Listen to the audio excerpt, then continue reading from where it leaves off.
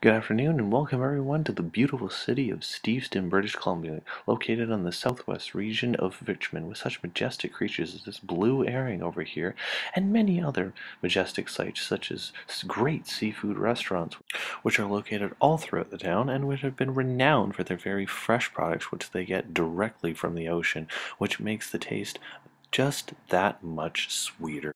This is all thanks in part to the large-scale fishing that goes on in Steveston, which has carried this little economy for years. This dates back to when the Steves family arrived here in 1878 and began establishing farmland with their 6 children. In 1880, one of their sons, William, bought land of his own and began constructing the town of Steves, now known as Steveston. Shortly after the construction of Stevestown, fishing began to explode within the area, but in 1882 the first cannery had opened. Thanks to new technology created in the 1880s, Steveston began the operation of canning salmon. By the turn of the century, Steveston now had 45 canneries and was now rivaling Vancouver in fish catch and was now coined the Salmonapolis. The population prior to 1900 was roughly 400 in Steveston, but as soon as the canneries started to bloom, it exploded to almost 10,000 people. The golden years, however, were cut short in 1912 due to a new technology that now made canning automatic and thus did the work of 40 people.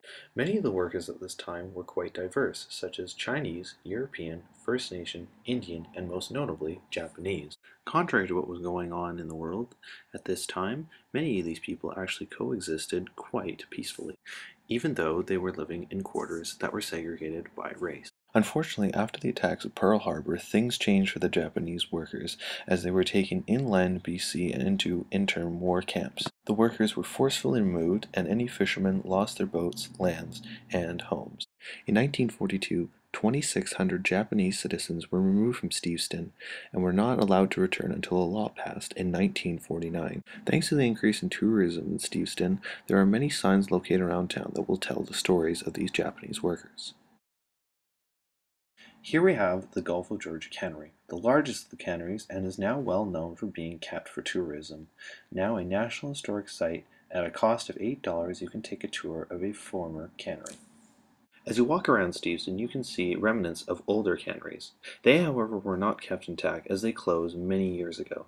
The Depression was not kind to Steveston and saw many of these canneries merge or close during this time. The Depression was not the only hard time Steveston saw a drop in the economy. After World War I, after a few years of bad catches and several of the canneries igniting in fire and being lost, the economy started to slip.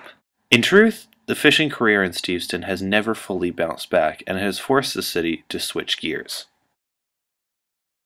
What we have here is one of the many small houses once occupied by workers that is now on display to attract tourism to Steveston. No longer does fishing drive this economy. Now it is tourism and the many coastal science projects that take place within the city of Steveston. Another great thing to do in Steveston is the whale watching they have available. Or if you just like a nice scenic route along the boardwalk, it's a very nice place to walk your dog or to go on a nice, enjoyable stroll. Steveston no longer looks as it once did. As much as tourism has played a large role in building the city, it has now become a hot spot for the realty market.